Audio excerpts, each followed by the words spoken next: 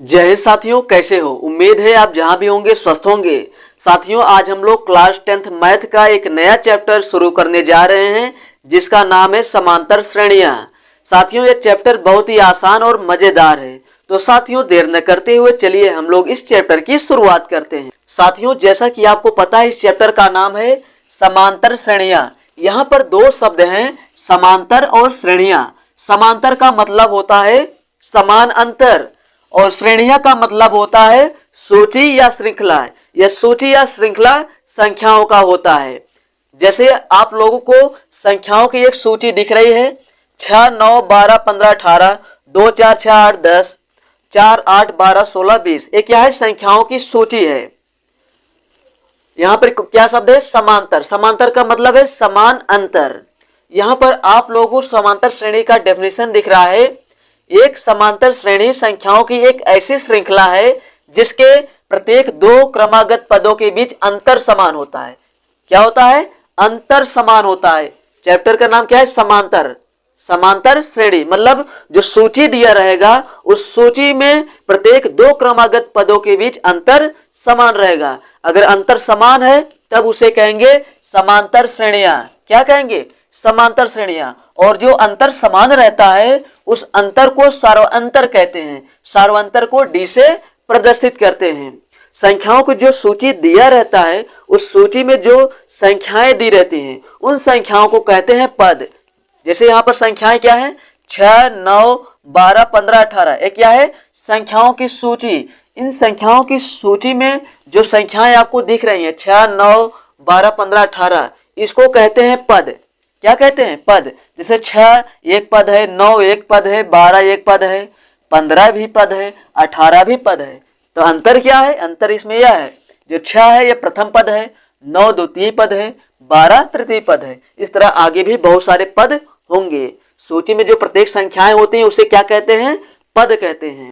तो साथियों, हम लोग आते हैं मेन टॉपिक पर, जो है समांतर श्रेणियां। जो सूची दिया रहेगा, संख्याओं का श्रृंखला दिया रहता है, हम लोग कैसे पता लगाएंगे यह संख्याओं की श्रृंखला समांतर श्रेणी में है या नहीं है? बहुत ही आसान है। केवल एक पॉइंट को आपको याद रखना है। दो क्रमागत पद लेंगे, दो क्रमागत पद लेंगे, अगर उनके बीच अंतर समान आता है तब हम कहेंगे यह श्रृंखला समांतर श्रेणी में है। जैसे 6, 9 क्या है? क्रमागत पद हैं, 9, 12 क्रमागत पद हैं, 12, 15 क्रमागत पद हैं, 15, 18 क्रमागत पद हैं। अगर इन क्रमागत पदों के बीच अंतर समान आता है तब हम उसे कहेंगे यह श्रृंखला समांतर श्रेणी में है। और साथियों, जो अंतर समान आता है उसे हम कहते हैं सार्वंतर। सार्वंतर को डी से प्रदर्शित करते हैं। किससे? स्मॉल डी से प्रदर्शित करते हैं। और एक बात और आप लोग याद रखिए, श्रृंखला का जो पहला पद होता है उसे कहते हैं प्रथम पद, और प्रथम पद को स्मॉल ए से प्रदर्शित करते हैं। किससे? प्रथम पद को स्मॉल ए से प्रदर्शित करते हैं। तो चलिए हम लोग इसे चेक करते हैं, क्या यह श्रृंखला समांतर श्रेणी में है या नहीं है। तो कैसे निकालते हैं? सार्वंतर निकालते हैं। दो क्रमागत पद लेते हैं, 6 और 9 क्रमागत पद हैं, तो इनके बीच अंतर देखते हैं कितने का है। तो डी बराबर हो जाएगा, इसे हम मान ले यह A1 है। A1 मतलब प्रथम पद, A2, A3, A4 और A5। इसे हम दिखा दिए। जो 6 है या प्रथम पद A1 है, तो सिचुएशन के अनुसार हम A1 और A मान सकते हैं। ज़्यादातर हम प्रथम पद को A ही मानते हैं, और जहाँ हमें जैसे ज़रूरत पड़ जाती है A1 A2 मान लेंगे, लेकिन प्रथम पद को A या A1 से मानते हैं। तो 6 और 9 को ले लेते हैं। तो अंतर कैसे निकालते हैं? अगर दो क्रमागत पद लिए हैं तो बाद वाले पद में पहला पद घटा देते हैं। अगर ये दोनों पद हम ले लिए हैं तो बाद वाला कौन होगा? बाद वाला 9 होगा, पहले वाला 6 होगा। तो डी बराबर हो जाएगा A2 minus A1। A2 minus A1, तो A2 का मान 9 और A1 का मान 6, तो कितना आ गया? 3 आ गया। 9 माइनस 6 बराबर 3, तो इन दोनों के बीच अंतर आ गया 3। अब देखते हैं 9 और 12 के बीच अंतर कितना आता है। तो डी बराबर A3 minus A2। A3 minus A2, 12 minus 9, 12 minus 9, 12 में से 9 घटाएंगे 3 आएगा, तो सार्वंतर 3 आया। अब इन दोनों के बीच अंतर देखते हैं। डी बराबर A4 माइनस A3। A4 का मान कितना है? 15, 15 माइनस 12 बराबर 3, तो साथियों आप लोग देख पा रहे हैं जो प्रत्येक दो क्रमागत हमने लिया, जो हमने प्रत्येक दो क्रमागत पद लिया उसमें अंतर समान आ रहा है, यानी सार्वंतर डी समान आ रहा है 3 3 3, अर्थात यह दी गई श्रृंखला समांतर श्रेणी में है, एपी में है, अर्थमेटिक प्रोग्रेशन में है। तो ये तो सिद्ध हो गया क्या है, समांतर श्रेणी है। तो कैसे हमने पता लगाया, दो क्रमागत पदों के बीच अंतर निकालते हैं, अगर अंतर समान आ गया तब हम कहेंगे समांतर श्रेणी में है। तो दूसरा वाला देखते हैं श्रृंखला, क्या यह एपी में है। तो दो क्रमागत पद लेंगे तो 2 और 4 लेंगे, 2 और 4 के बीच अंतर कितने का है देखेंगे आप। कैसे निकालेंगे, पहले वाले में से बाद वाला बाद वाले में से पहले वाला घटा देंगे। 2 और 4 लेंगे तो बाद वाला कौन होगा 4 और पहले वाला ए। तो 2 और 4 के बीच अंतर कितने का है 2 का है। 4 और 6 के बीच अंतर कितने का है 2। 6 8 के बीच 2, 8 और 10 के बीच 2। तो साथियों देख पा रहे हैं सभी पदों के बीच सार्वंतर समान आ रहा है। तो यह भी किसमें है, एपी में है। किसमें है, एपी में है। तो लास्ट वाला देखते हैं, 4 8 12 16 20। तो 4 और 8 के बीच अंतर कितना है 4, 8 और 12 के बीच 4, 12 और 16 के बीच 4 का अंतर, और 16 और 20 के बीच 4 का अंतर है। यानी यह भी श्रृंखला एपी में है, एपी में है।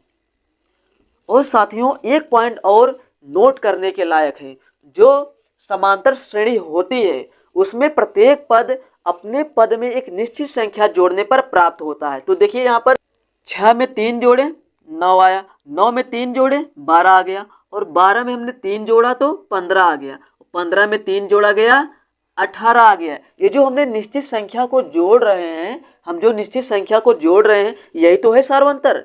जो दोनों के बीच अंतर आता है वही तो जोड़ा गया है और अगला पद प्राप्त हुआ है। 6 में 3 जोड़े 9 आ गया, 9 में 3 जोड़े 12 आ गया। तो जो समांतर श्रेणी होती है उसमें प्रत्येक पद में एक निश्चित संख्या जोड़ने पर वह पद प्राप्त होता है। किसी भी पद में देखिए यहाँ पर 6 में 3 जोड़ा गया 9 आया, 9 में 3 जोड़ा गया 12 आया। तो दो तरीके से आप लोग समांतर श्रेणी को बता सकते हैं। समांतर श्रेणी संख्याओं की एक ऐसी श्रृंखला है जिसके प्रत्येक दो क्रमागत पदों के बीच अंतर समान होता है। अंतर अगर समान है तो कहेंगे समांतर श्रेणी में है। अगर हम लोग एक निश्चित संख्या जोड़ते जाएं और अगली संख्या प्राप्त हो जाए तब हम कहेंगे वह समांतर श्रेणी में है। जैसे हम लोग 4 में 4 जोड़ दिया 8 आया, 8 में 4 जोड़ा 12 आ गया, 12 में 4 जोड़ा 16 आ गया, 16 में 4 जोड़ा 20 आ गया। यानी एक निश्चित संख्या जोड़ने पर हमें अगला पद प्राप्त हो रहा है तब हम कहेंगे यह समांतर श्रेणी है। तो आई होप आप लोग इतना समझ गए होंगे। तो साथियों अब हम लोग इसके बाद पढ़ते हैं समांतर श्रेणी का जनरल फॉर्म। समांतर श्रेणी का जनरल फॉर्म, समांतर श्रेणी का सामान्य रूप। यहाँ लिखते हैं साथ में एपी का सामान्य रूप, एपी का सामान्य रूप, एपी का सामान्य रूप। एपी का सामान्य रूप होता है A plus D, A plus 2d, A plus 3d,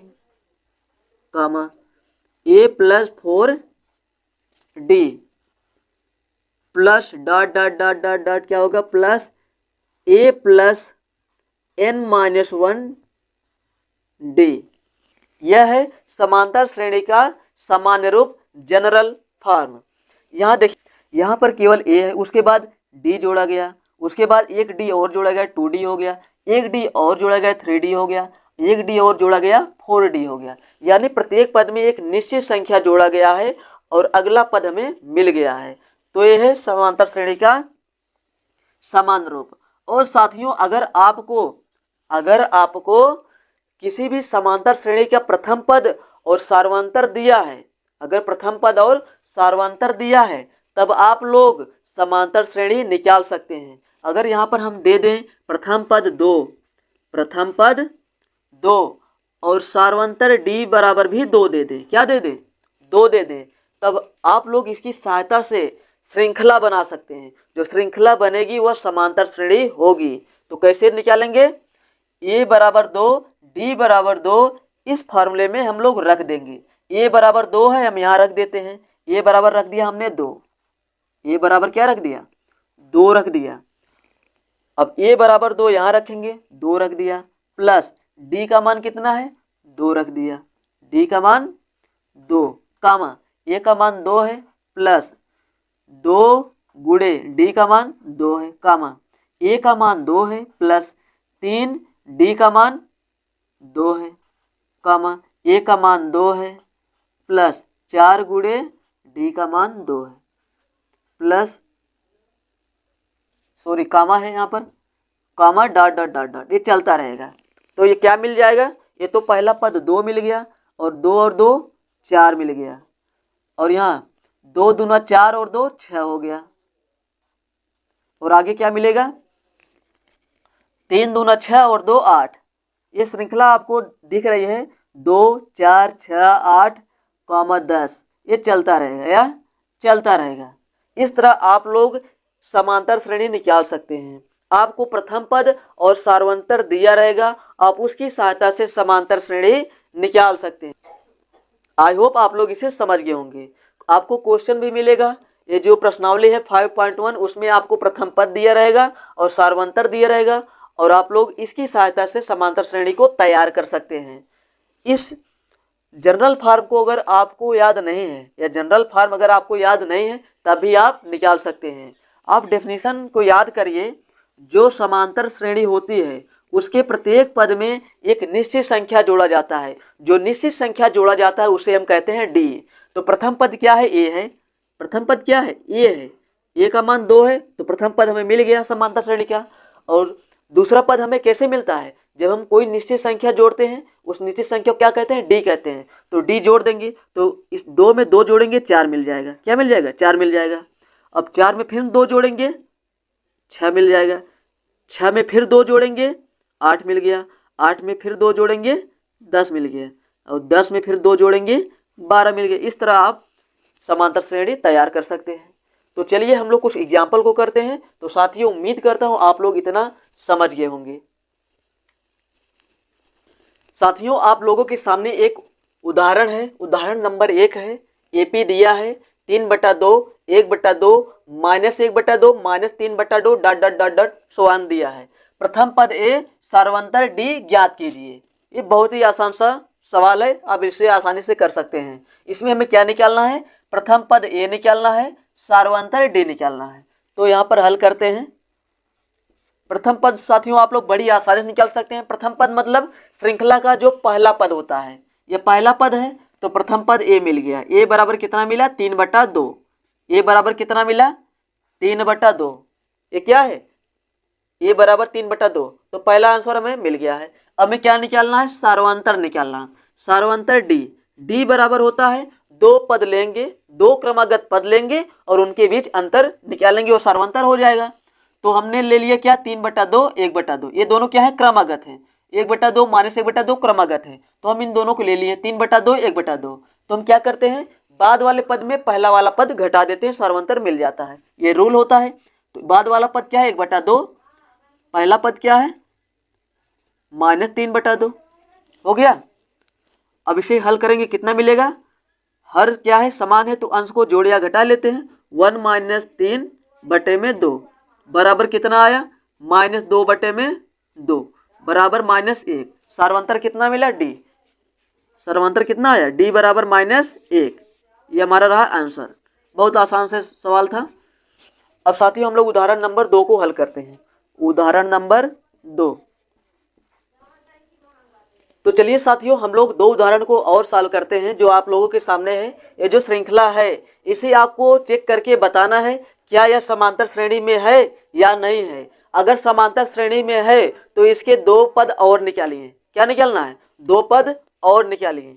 तो 4 10 16 22 ये जो श्रृंखला है क्या यह समांतर श्रेणी में है, कैसे पता लगाएंगे, इनके बीच अंतर निकालेंगे। अगर अंतर समान आएगा तो हम कहेंगे समांतर श्रेणी में है।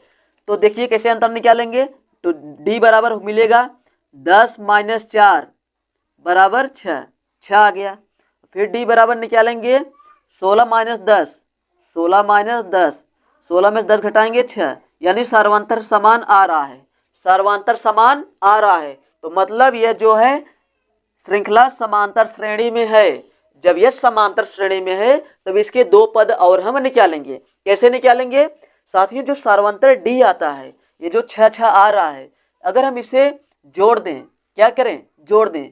22 में 6 जोड़ेंगे, एक पद और मिल जाएगा, जो आएगा उसमें और 6 जोड़ देंगे, 2 पद मिल जाएगा। जो सार्वंतर आता है साथियों, वो प्रत्येक पद में जोड़ा गया होता है। क्या होता है? वो प्रत्येक पद में जोड़ा गया होता है। देखिए 4 में 6 जोड़ा गया 10 आया, 10 में 6 जोड़ा गया 16 आया, 16 में 6 जोड़ा गया 22 आया। अगर 22 में हम 6 जोड़ देंगे क्या मिलेगा?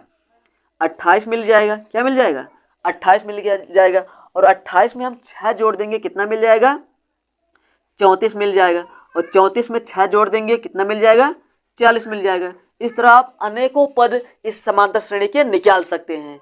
तो साथियों आप लोग इसे समझ गए होंगे। अब साथियों हम लोग अगले उदाहरण को समझते हैं। 1 -1 -3 -5।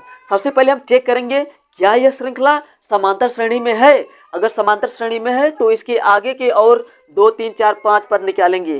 तो 1 -1 -3 -5, तो 2 क्रमागत पद लेंगे और उनके बीच निकालेंगे सार्वंतर। तो D बराबर क्या निकालेंगे? A2 - A1। A2 -1 A1 1 है, तो A2 का मान -1 फिर माइनस A1 का मान 1, कितना आ गया? -2 आ गया। फिर निकालेंगे D, इन दोनों के बीच -3 और -1 कितना मिल गया? -3 + 1 बराबर -2। साथियों सार्वंतर समान आ रहा है, यानी यह भी श्रृंखला समांतर श्रेणी में है। जब यह श्रृंखला समांतर श्रेणी में है तो अब हम लोग इस श्रृंखला के और भी पद निकाल सकते हैं। ये जो सार्वंतर समान आ रहा है इसे हम आगे जोड़ते जाएंगे और अगला पद हमें मिलता जाएगा। देखिए -5 में हम क्या जोड़ेंगे? -2 जोड़ देंगे, अगला पद मिल जाएगा। कितना मिल गया? -7। और -7 में क्या जोड़ दिए? -2 जोड़िए, -9 मिला, -11 मिला। ये सार्वंतर आगे जोड़ते जाएंगे और हमें अगला पद मिलता जाएगा। तो देख पा रहे हैं 1 और -1 के बीच कितने का अंतर है? -2 का अंतर है। -1 और -3 के बीच कितने का अंतर है? -2 का अंतर है। आई होप आप लोग इस उदाहरण को समझ। साथियों आज के लिए इतना ही। अब हम लोग नेक्स्ट वीडियो में प्रश्नावली 5.1 में जितने भी क्वेश्चन हैं हम उससे सॉल्व करेंगे। तो आज के लिए इतना ही। जय हिंद।